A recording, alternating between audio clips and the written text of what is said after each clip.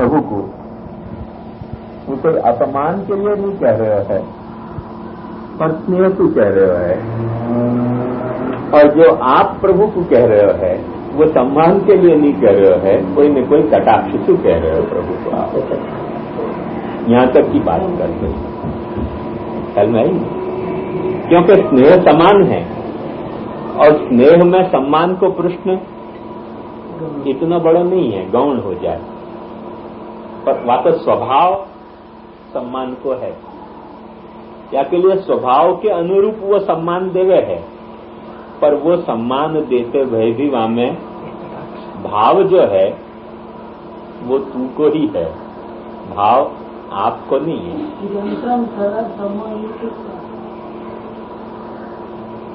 अंतरंगतर और अंतरंगतम, एक बात मासी निश्चित समझो कि ये जितने भी गोपिकाएं हैं इनमें अंतरंगतर और तम को भेद नहीं हो सकता, ये सब अंतरंग तम ही, इनमें अंतरंगतर और अंतरंग तम को भेद नहीं है। ब्रज भक्त जो है, तामस भक्त जितने हैं तामस प्रकरण के, वो चाहे निर्गुण हों, चाहे सात्विक हों, चाहे राजस हों, वो प्रकरण को तामस या लिए कहो है कि वो तम है। तमसु जो भाव होए वो तामस कहवावे। क्या जो तम हो तो तम हो गया। तम जो है वो संबंधित ताम कहवावे। ताम ये तो व्याकरण की बात नहीं है, एक तात्पर्य, एक उपहास के रूप में कह रहे हूँ। योगिक नहीं, योगिक अर्थ भी नहीं है, एक उपहास के रूप में कह रहे हूँ कि तमसु जो भव है वो तामस है। तो ये जितने भी भक्त हैं ये भगवान के अंतरंग तम है। तम के दो अर्थ हुए, एक तो सुपरलेटिव और तम को एक अर्थ हुआ अंधकार, अज्ञान, आग्रह। तो जो तम माने जो सुपरलेटिव यहाँ जो आयो है, तो तामस जो है वो क्या है, सब सुपरलेटिव भक्त है, कोई कंपैरेटिव भक्त नहीं है, कोई जो है वो फर्स्ट डिग्री के नहीं है, सब सुपरलेटिव है। तमसु जो भाव वो तामस, या अर्थ में लेनो। ब्रज के सारे भक्त जो हैं वो तामस हैं। अब वो चाहे निर्गुण हो तो भी तामस हैं, और सात्विक हो तो भी तामस हैं, राजस हो तो भी तामस हैं, क्योंकि लीला जो है वो तामस लीला है और तम लीला है। माने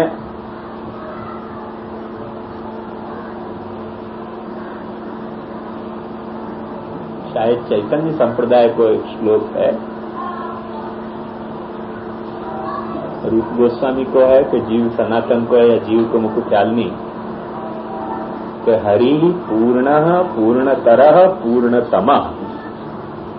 तो द्वारका में तो भगवान पूर्ण है, मथुरा में पूर्णतर है, और ब्रज में जो है वो पूर्णतम है।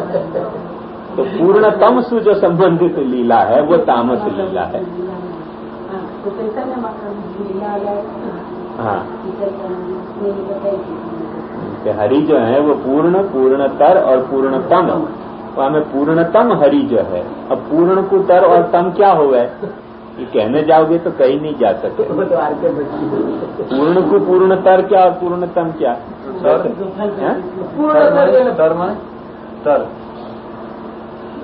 More complete and the most complete. When it is complete, then what is more complete and what is most complete? When complete is it is complete. More best and best. Best. That doesn't have any sense, but yet they have some words, and the words have some sentiment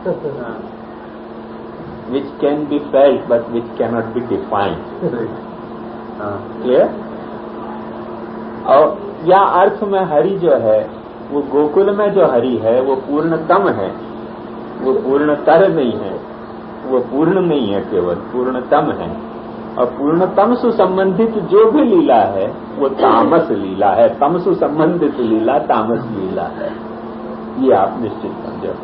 बाकी लिए वाह अर्थ में अपन कोई जात को भेद करेंगे नहीं, पर हुए क्या?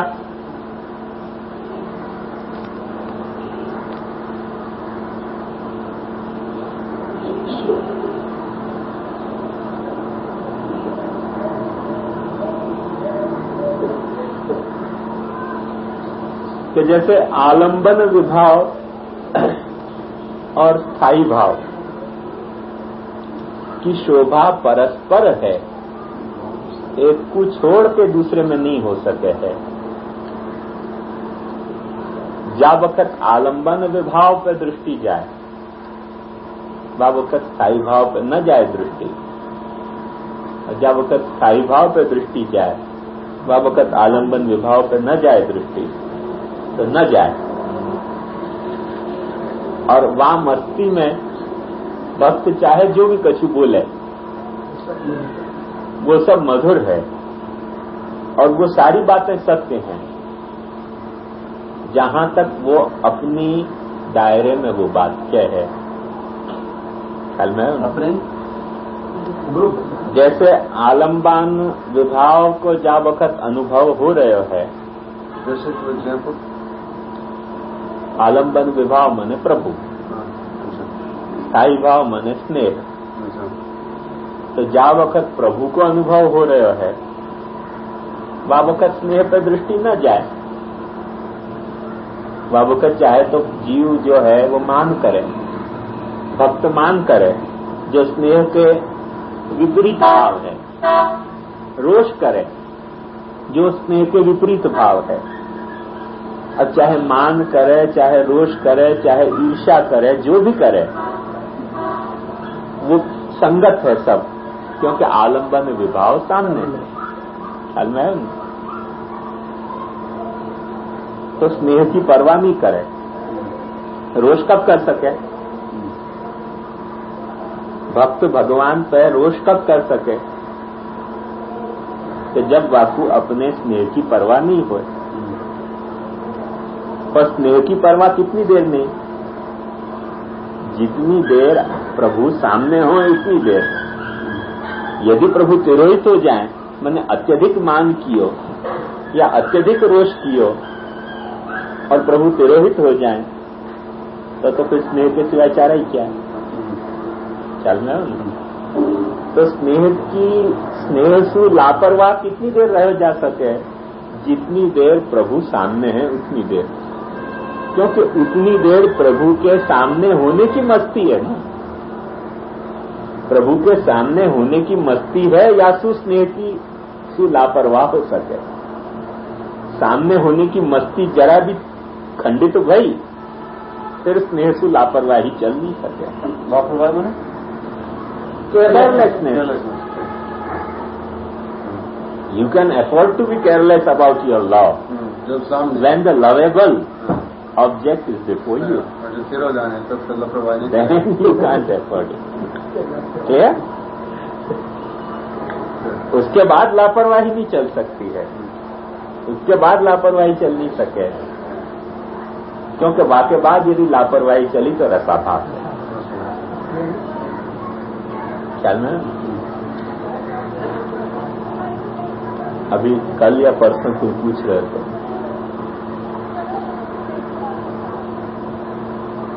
कि रोज सेवा करें पर कोई दिन मन लगे सेवा में, कोई दिन नहीं लगे। कारण क्या? उनकी ठाकुर जी सामने है, यही कारण। रोज तो ठाकुर जी की सेवा करनी है, पर कोई दिन मन लगे, कोई दिन मन नहीं लगे। कारण क्या? कारण तो ठाकुर जी हैं सामने। यदि ठाकुर जी सामने नहीं होए और फिर भी मन लग जाते होए, तो मतलब है तो फिर भक्ति को अधिकार चाहिए। समझ में आई ना बात? अब सामने है, सेवा चल रही है, तो मन नहीं लगे तो अभी फिर कछु जस्टिफिकेशन है बात को, बहुत नहीं है जस्टिफिकेशन। पर जब तक ठाकुर जी को सानिध्य है और जीव जब तक प्रभु के सन्मुख है, बहिर्मुख नहीं है, तब तक मन लगे तो भी मंजूर और नहीं लगे तो भी मंजूर। प्रभु के सन्मुख है तो हम कहेंगे कि शीतल भाव भी जो है वो जस्टिफाएबल है। और बहिर्मुख भयो प्रभु सु, तो फिर ताप भाव भी जस्टिफाएबल नहीं है। हाँ बाबू जी, बहिर्मुख भयो तो बहिर्मुख होने के बाद ताप भाव भी जस्टिफाएबल नहीं है, और सन्मुख रहे हो तो शीतल भाव भी जस्टिफाएबल है। अभी हम हरिराय जी की स्कूल से नहीं बात कर रहे हैं, ये स्कूल जो है वो श्री गोसाई जी की स्कूल है, ये हरिराय जी की स्कूल नहीं है। ख्याल में आयो ना? तो थोड़ा अंतर तो रहे कोई स्कूल को अंतर। ये हम गोसाई जी की स्कूल में बोल रहे हैं, कैसो शीतल भाव भी जस्टिफाएबल है बशर्ते जीव प्रभु के सन्मुख होए। तो एक सामान्य कारण बताऊं आपको कि जहां फलात्मक निरोध सिद्ध है वहां भी प्रभु की उपेक्षा ब्रजभक्तन ने करी है। अब ब्रजभक्तन ने प्रभु की उपेक्षा करी, या तो ऐसा अपने पाठ नहीं लेनो कि अपने उपेक्षा करनी, नहीं तो रामायण को तात्पर्य गलत समझोगे। महाभारत की कथा भाई, और उनने पूछी कि भाई क्या तात्पर्य समझ में आयो? उन्होंने कही द्रौपदी को 5 पति होते तो कम से कम 2-4 तो हम भी कर सकें। ऐसा तात्पर्य नहीं है महाभारत को, समझ में आई ना बात? ऐसा तात्पर्य महाभारत को नहीं है। महाभारत को तात्पर्य है कि 5 पति होते तो महाभारत हो गई। एक पति होता तो महाभारत नहीं होती। तो वो तात्पर्य नहीं लेना, पर एक तथ्य पर ध्यान दो कि ब्रज भक्तन को भी जो है वो प्रभु में कई बार उपेक्षा जागी है। ब्रज भक्तन को भी उपेक्षा, मान, रोष सब भाव जगे हैं। तो जहां फलात्मक निरोध सिद्ध है वहां ये लीलाएं हैं, तो तुम कौन से सुरकाप के पर लगाए आ जाओगे कि जो अभी से डिमांड कर रहे हो, जहां फलात्मक निरोध नहीं है तुम्हारा, तुम ये सोच रहे हो कि तुम्हें ऐसी अखंडता वृत्ति की स्थापित हो जाए, ऐसी अखंड वृत्ति स्थापित हो जाए कि अहर्निश तुम्हारे जो है वो विलज्ज उद्गायति नृत्यते च मद्भक्ति युक्तो भुवनम पुनाति, या तरह की अखंड वृत्ति भगवत भावात्मिका स्थापित हो जाए। ये करोगे तभी अनधिकार चेष्टा की होनी तो यही चाहिए। तात्पर्य वाको ऐसा मत लीजिए, नहीं तो महाभारत को खोटो तात्पर्य लियो कहवाए गो। पर या तथ्य को भी मत भूलियो कभी जीवन में कि जब ब्रजभक्तन को जिनको फलात्मक निरोध सिद्ध है उनके साथ भी ये लीला है, तो तुम कौन से स्वर्गाप के पर लगाए हुए आ गए कि तुमको अखंड वृत्ति भगवान में जो है वो स्थापित हो जाएगी। अरे ये कोई कम बात है कि तुम प्रभु के सन्मुख हो? ख्याल में आई ना? ये कोई कम बात नहीं है कि तुम प्रभु के सन्मुख हो। और ये आचार्य चरण नहीं प्रकट भय होते तो वस्तुतः ये लाभ कोई काल में मिल नहीं सकते तो प्रभु के सम्मुख होने को। जहाँ अर्थ में अपने यहाँ सामुख्य को तात्पर्य, मंदिर में दर्शन कराना सामुख्य में नहीं मानू, वो तो भगवान अपने सन्मुख हुए, अपन भगवान के सन्मुख नहीं हुए। मंदिर में दर्शन करना जो है वो तो भगवान अपने सन्मुख हुए, अपन भगवान के सन्मुख नहीं हो। भगवान के सन्मुख होने का मतलब क्या कि अपने देहेंद्रियादि वृत्ति को भगवान में लगानी, ये भगवान के सन्मुख होना है अपने। और भगवान जो है वो अपने को प्रसाद दे दें, अपन 1 रुपया भेंट धरें, 1 रुपया का अनुरूप जो है वो 1 लड्डू दें, 2 रुपया भेंट धरें, 2 रुपया के अनुरूप 2 लड्डू देते हो, तो भगवान अपने को आरोगा रहे हैं, अपन भगवान को नहीं आरोगा रहे हैं। में तो फिर दूसरा क्रम आ जाए। तो इन क्रमन में भेद है, भगवान अपने सन्मुख होना और अपने भगवान के सन्मुख होना। पर जा अर्थ में अपने आप प्रभु के सन्मुख होने में जो अर्थ बताया है वो सन्मुख होना कोई साधारण बात नहीं है। चलना है ना? उतनी सन्मुखता जो अपनी निभे प्रभु से, तो आपके जो है वो संसारावेश नहीं झोने चाहिए, नहीं झोने चाहिए, नहीं झोने चाहिए, फिर भी हो जाएंगे तो क्षम्य है, क्षम्य है और क्षम्य है। अक्षम्य नहीं है,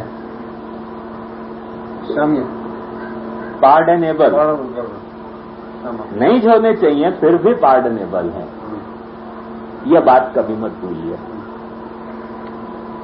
पर यह बात ध्यान में रखियो कि वो हर वक्त पार्डनेबल हैं जस्टिफाएबल नहीं है।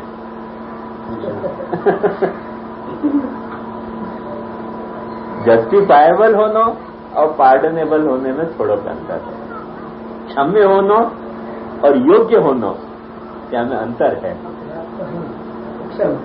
पर ये क्षम्य अपराध है, क्योंकि ब्रज भक्तन को ये जब भय है भाव, और वो भाव जो है वहां में जरूर अपने हृदय को दोष तो अपने को दीनतावश पूरा मानना ही चाहिए, पर यदि सात्विक भाव नहीं हो मन में और तामस भाव हो तो थोड़ा कहा जा सके कि आधो दोष प्रभु को भी है।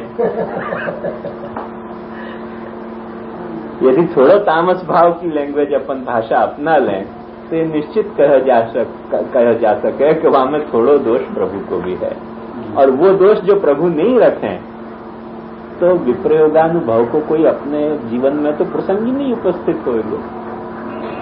जैसो विप्रयोग जैसो विरह इन ब्रज भक्तन को भयो, ऐसा तो अपना हृदय कहा है कि अपने को विप्रयोग हो सके। मगर एक सामान्य बात समझो कि कभी ठाकुर जी के बिना आप कहीं पहुंच गए और दिन में आपको और कछु नहीं, सिर्फ सुनोपन ही लग्यो, भले आंख में आंसू नहीं आए, भले जो है वो आपके चित्त में विगलित भाव नहीं आयो, आर्द्रता नहीं आई, थोड़ा सा कंटाला भी आयो कि नहीं भाई आज मन नहीं लग रहा है, ये जीवन की सबसे बड़ी उपलब्धि समझिए हो। एक वक्त की सेवा छूटने को मन में थोड़ा सा कंटाला आयो कि नहीं मन नहीं लग रहा, सेवा को अपना टाइम टेबल है तो वो छूट गया आज। ये भी जो है वो कम चीज नहीं है, हर जीव को नहीं मिल सके है, ये भी बहुत बड़ी उपलब्धि है जीवन। समझ में आई? जैसे हमने वहां वो शेर सुनायो तो कि गुंचे तू एक तबस्सुम के लिए खिलता है, गुंचे तेरी जिंदगी पर रश्क होता है, तू एक तबस्सुम के लिए खिलता है। गुंचे ने कहा हंसकर है बाबा, एक तबस्सुम भी किसे मिलता है। समझ में आया? पोएट फ्लावर को कहता है, ओ फ्लावर यू बर्थ